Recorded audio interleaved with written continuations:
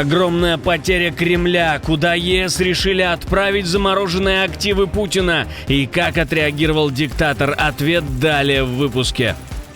Опасные полеты, небо над Европой может быть закрыто? Решение уже на столе. Ситуация критическая, МАГАТЭ бьют тревогу. Сколько еще протянет атомная станция и зачем Москве нужна катастрофа? Резкий разворот. Премьер-министр пошел против всех, но его позицию наконец-то объяснили. Все перескажем вам. Новые ограничения на оккупированных территориях. Население поставлено в угол. Удивлены даже пропагандисты. Эти и другие самые главные события утра четверга, 2 октября. Самые важные и срочные новости, эксклюзивные подробности. Вы смотрите информационный выпуск «Нехта». Оперативно о событиях в России, Беларуси, Украине и мире. Раньше и понятнее других. Все, что нужно знать сегодня. Оккупанты наступают на границах, как минимум в 3 областях. Их хоть и медленное, но продвижение вперед отмечают в Вооружених силах України. Він використовує те, що він розтягнув наші сили оборони, і ми не готові там на кожному відтинку фронту забезпечити ту якісну оборону, яку потрібно на усіх відтинках. Российские войска двигаются вдоль реки Волчья и давят сразу на 3 региона – Донецкую, Днепропетровскую и Запорожскую области. Офицер сил обороны Андрей Ткачук заявляет, что это создает стратегическую угрозу, которая в перспективе может ударить и по Гуляйполю. Прямо сейчас тяжелые бои идут на всем участке фронта от Удачного до Шевченкового. Враг активно поджимает Покровск с юга, пытаясь переломить ситуацию на этом направлении. Севернее города под Добропольем картина другая. Там украинские силы загнали в оперативное окружение около 1000 российских военных, а потери оккупантов за последнее время там достигли 3000 человек. К тому же после российского удара по Славутичу обесточена часть Черниговской области и огромные проблемы на Запорожской атомной электростанции. Станция уже неделю полностью обесточена и работает исключительно на резервных дизель-генераторах. По данным Минэнерго и МАГАТЭ, топлива для них хватит максимум на 10 дней. Дальше риск катастрофы по сценарию Фукусимы. Министерство энергетики Украины призвало мировое сообщество усилить давление на Россию и добиться немедленной деоккупации станции. Ведомство подчеркивает, угрозе подвергается не только Украина, но и весь регион. Такая ситуация является нестабильной с точки зрения ядерной безопасности, ведь в случае полного отключения резервных систем может возникнуть угроза расплавления ядерного топлива. Напомним, 23 сентября российские обстрелы повредили единственную линию электропередачи, после чего ЗАЭС перевели на генераторы. 30 сентября Зеленский прямо сказал, станция работает в режиме, к которому не приспособлена, и это чрезвычайно опасно. Виктор Орбан снова за свое. Сначала он говорит что-то вроде «да что там ту Россию побеждать», а потом и Украина ни на что не способна, оказывается. Премьер-министр Венгрии заявил, что Будапешт не поддержит вступление Украины в Европейский Союз и сослался на результаты национального референдума, где, по его словам, венгры высказались против интеграции с Киевом. Вместо членства Орбан предложил заключить с Украиной стратегическое соглашение, отметив ее героизм, но назвав полное вступление в ЕС слишком большим шагом. Это решение венгерского народа. Мы демократическая страна, понимаете? В отличие от многих других стран, по важным вопросам мы привлекаем народ к принятию решений, будь то миграция, гендер, членство Украины, война и так далее. Так что это не вопрос сделки. Просто венгры не хотят находиться в одной интеграционной структуре, даже военной, как НАТО, или политико-экономической, как Европейский Союз, вместе с украинцами. Если тебя финансирует кто-то другой, ты не суверенное государство, говорит Орбан, но энергозависимость Венгрии от России объясняет географией и отсутствием альтернатив. По его словам, Будапешт проводит политику национального суверенитета в отличие от агрессивной линии Брюсселя. А как думаете вы, какую политику проводит сам Виктор Орбан? Пишите в комментарии, интересно узнать ваше мнение.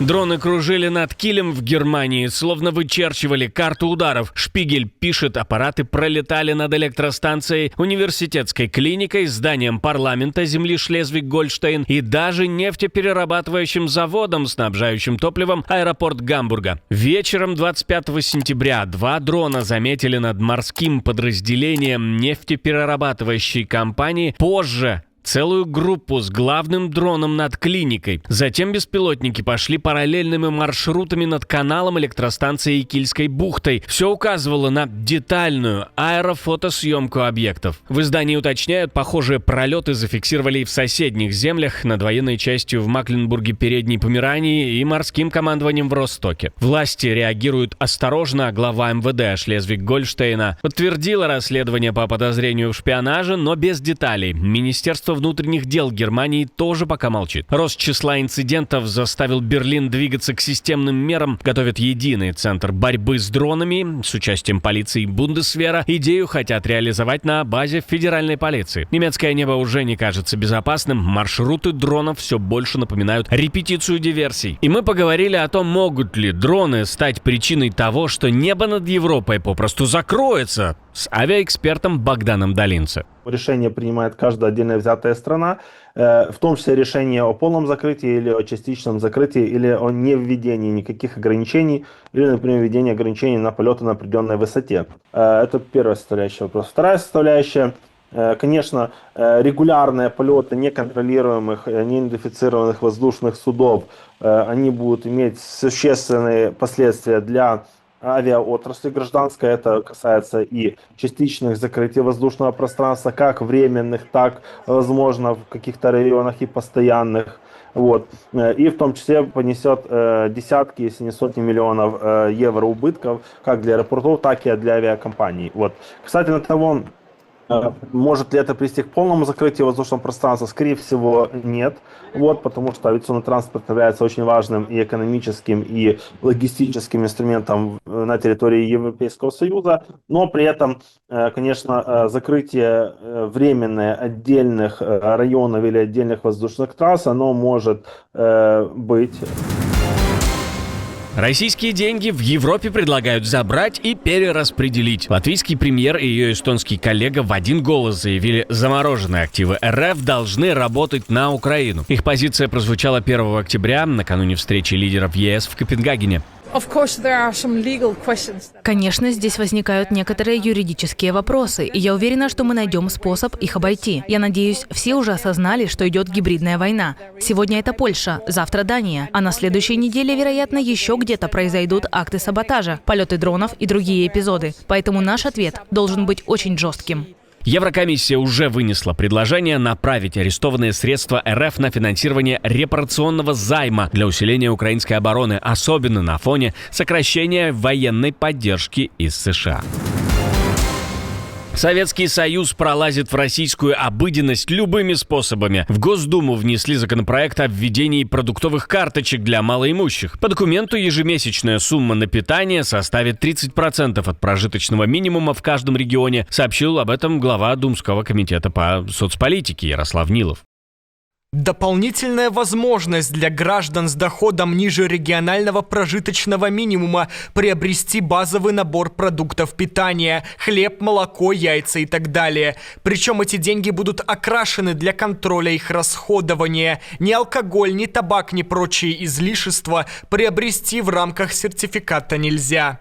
Сейчас за чертой бедности живут почти 12 миллионов россиян. Это более чем 8% населения страны. В ряде регионов такие программы уже действуют, от Москвы и Ленобласти до Якутии и Бурятии. В столице продуктовые карты работают более 15 лет. Идею впервые предлагали масштабировать на всю Россию еще в 2018 году в Минпромторге, но тогда ее так и не реализовали. А теперь, если закон примут, система заработает через полгода после публикации. Бензин на оккупированных территориях уже можно вносить в Красную книгу. Теперь на заправках будут отпускать не более 20 литров топлива в одни руки. Раньше это ограничение составляло 30 литров. Острота у нас, к сожалению, только повышается, что решение не означает, что топливо появится на этой неделе. К сожалению, то есть тот объем топлива, который зашел, зашел в пятницу, то есть мы видим, что субботу и воскресенье до обеда практически в полном объеме на 100% все было раскуплено. В связи с этим, то есть что хочу сказать, конечно, там приносим понятные извинения, хотя это объективные причины, тем не менее, то есть для того, чтобы мы были с вами честны и открыты, в этой ситуации хочу сказать, напряжение сохранится еще какое-то время. Даже пропагандисты уже не стесняются и не скрывают своего негодования. Война пошла не на полное уничтожение, конечно, Российской Федерации, но на ее сокрушение. Прежде всего, конечно, экономическое, поскольку вы сами понимаете, что падение нефтеэкспортных доходов на фоне вообще не очень высоких цен на нефть – это удар, что называется, такой стальной балкой ниже пояса. Топливный кризис в Крыму тянется уже недели. Причина – падения производства на российских НПЗ после украинских ударов. Очереди к колонкам и пустые баки стали для полуострова новой нормой. Ученые установили пугающую зависимость. Тип крови напрямую связан с вероятностью перенести инсульт до 60 лет. У носителей второй группы крови риск инсульта в молодом возрасте выше на 16%, чем у остальных. Исследование охватило данные почти 17 тысяч пациентов и 600 тысяч здоровых людей. Для обладателей первой группы риск оказался ниже на 12%. Если у вас третья группа, то он выше на 11%. Но важно, речь идет именно о ранних инсультах до 60 лет. После этого возраста связь исчезает, что указывает на разные механизмы болезни у молодых и пожилых. Причины различий пока до конца непонятны, но генетическая зона АБ0, отвечающая за группу крови, уже связывалась с тромбами и сердечно-сосудистыми патологиями. Вероятно, дело в особенностях свертываемости крови и работы сосудов. Несмотря на статистическую разницу, исследователи подчеркивают, абсолютный риск остается небольшим. Главный вывод – инсульты у молодых имеют свою биологическую специфику, и именно ее нужно учитывать при профилактике. В оккупантской реальности даже смерть на войне превращается в бизнес. Родители так называемого СВОшника Никиты, который не вернулся с фронта, решили увековечить его подвиг выпуском бренда женской косметики. Теперь крем для ног от Натоптыша и прочая мелочевка продаются под именем оккупанта. Идея простая, каждая баночка напоминает о том, что сын отдал жизнь за родину. Фактически трагедия превратилась в пиар-стратегию. Получив от государства скромный набор льгот и пачку пельменей, семья пошла дальше, монетизировала гибель своего же ребенка. Пиар на крови и личной утрате выдают за духовные скрепы, и в результате героизм в российской пропаганде выглядит как товар на полке. Отдельное спасибо, что досмотрели до конца. Спасибо за ваше доверие. Жду развернутых комментариев, лайков и репостов. Это важно, чтобы нас становилось больше. На этом пока все. До новых встреч и хороших вам новостей.